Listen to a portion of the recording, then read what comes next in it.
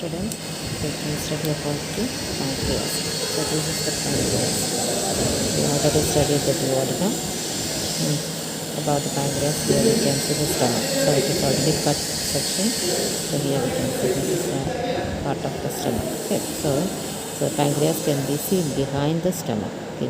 It forms the stomach bud. It forms the stomach bud. So it can be seen behind the stomach. So this is the pancreas, and the special feature of the pancreas is it's a both exocrine gland and endocrine gland. So one gland having two parts, endocrine part and exocrine part.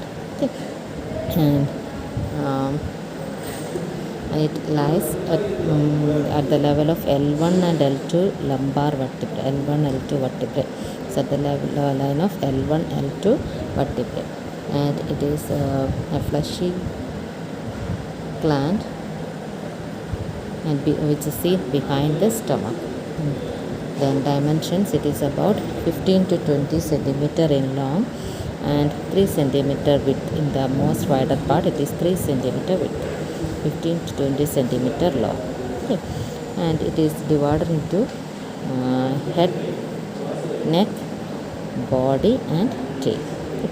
And you can see head is the right end of the pancreas, and this enlarged portion, this large portion, this is the head portion, and it is lies inside the concavity of the duodenum, lies inside the concavity of duodenum.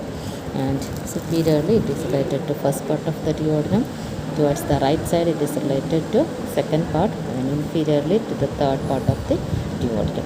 And this head has a process that is known as uncinate process. So this is known as uncinate process of the pancreas. And anteriorly the head lies, anteriorly it is related to the stomach, anteriorly head lies related to stomach, and posteriorly it is related to the bile duct. See here, a bile duct is coming and it crosses the posterior part and it reaches the it traverses the posterior part of the head, then it opens into the second part of the duodenum. So it is posteriorly it is related to bile duct. Then this is the neck of the pancreas.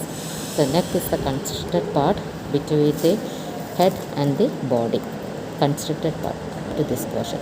This is the neck, and the neck is the importance for the neck is the formation of a portal vein. So we already studied portal vein. So portal vein is formed behind the neck of the pancreas. So just below the neck of the pancreas here, formed by the splenic vein and the superior mesenteric vein. Okay, so superior mesenteric vein and splenic vein join together to form the portal vein behind the neck of the pancreas. Okay, and anteriorly it is related to gastroduodenal artery. So here you can see it is related to gastroduodenal artery, anterior relation. Okay. So this is the neck region. Then body, this is the body of the pancreas. So body extends from the neck to the tail. Okay. And it passes towards the left side, Okay. Then it has three borders. Superior border has the superior border, then it has an anterior border, and there is an inferior border. Three borders for the stomach. There is surfaces, there is an anterior surface, inferior surface and posterior surface. We have three surfaces and three borders. And at the superior border there is a projection can be seen here. This is known as tuber omentale. This projection is known as tuber omentale next to the neck region. So this projection, so this is known as tuber omentale, and it is related to the celiac trunk. This is the celiac trunk. See? So celiac trunk is related to the tuber omentale. Okay. And anterior surface of the pancreas is related to our stomach. Here we can see this is the stomach, and it is covered with the lesser sac. The peritoneum can be seen covering this anterior surface. Then posterior surface is related to aorta. This is our aorta. We can see aorta here. So posterior surface of the body is related to aorta. Then origin of the superior mesenteric vessels. This is the superior mesenteric. So here comes the superior mesenteric vessels. Then it is related to left suprarenal.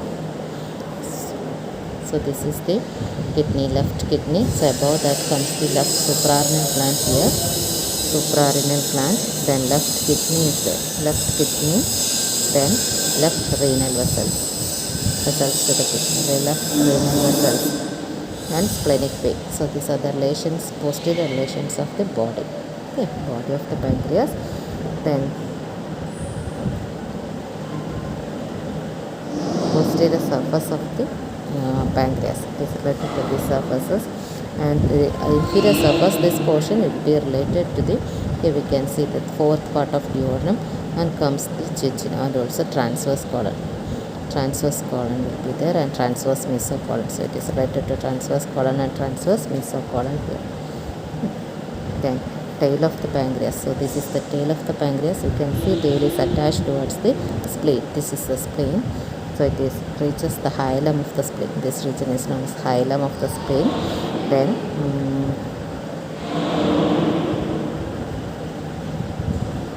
so this is the tail of the pancreas.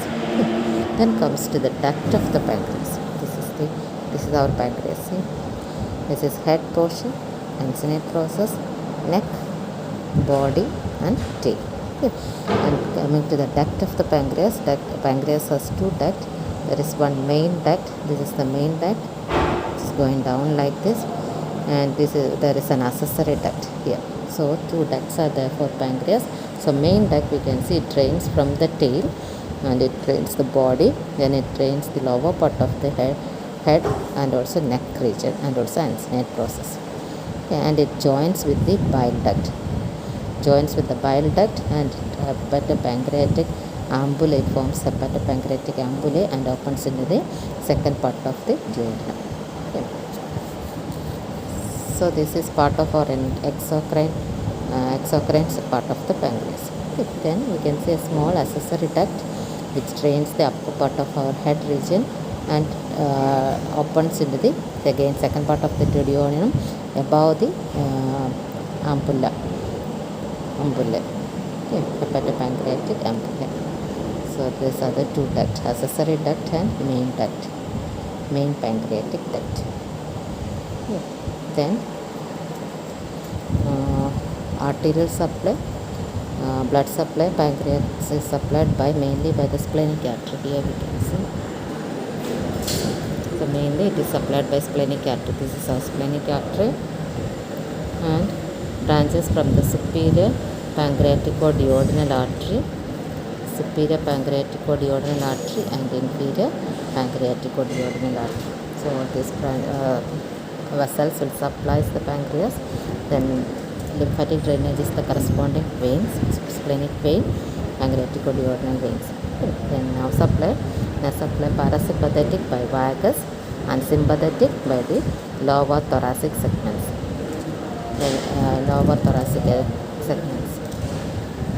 Then coming to the histology of the pancreas. So histology of the pancreas. So while taking the section of the pancreas, we can see both the endocrine part and the exocrine part of the pancreas. The exocrine part, that is duct part, exocrine part comprises of serous acini. So you can see that rounded structures. They are the serous acini. And endocrine part is known as islets of Langerhans. So endocrine part is known as islets of Langerhans. Okay. And here we can see the exocrine part. Endocrine part. This is the islets. So it is seen like a watch dial. You can see this one, endocrine part. And this endocrine part comprises of cells which secretes the insulin. It is beta cells are there, beta cells which secretes insulin, then alpha cells which secrete glucagon, and delta cells which secrete somatostatin. So these three cells can be seen inside this endocrine part: alpha cells, beta cells and delta cells, okay, which secretes insulin, glucagon and somatostatin. Okay.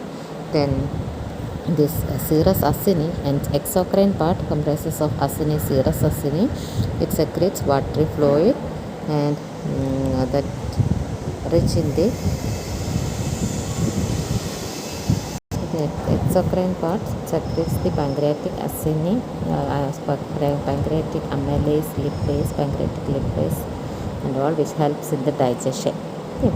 So that is the histology of pancreas. Comprises of exocrine part and endocrine part. The pancreas is divided into small lobules and lobes and lobules. So inside each lobule we can see the exocrine part and endocrine part. Endocrine part is known as islets of Langerhans. Exocrine part is formed by the serous acini. Then applied aspect for the pancreas. Deficiency of insulin. Serous, if endocrine part, if it is failed to secrete the insulin, causes diabetes mellitus. And if there is any carcinoma on the head of the pancreas, so if there is any carcinoma in the head of the pancreas, it can compress the bile duct, causes jaundice, causing jaundice. Then the inflammation of the pancreas is known as pancreatitis.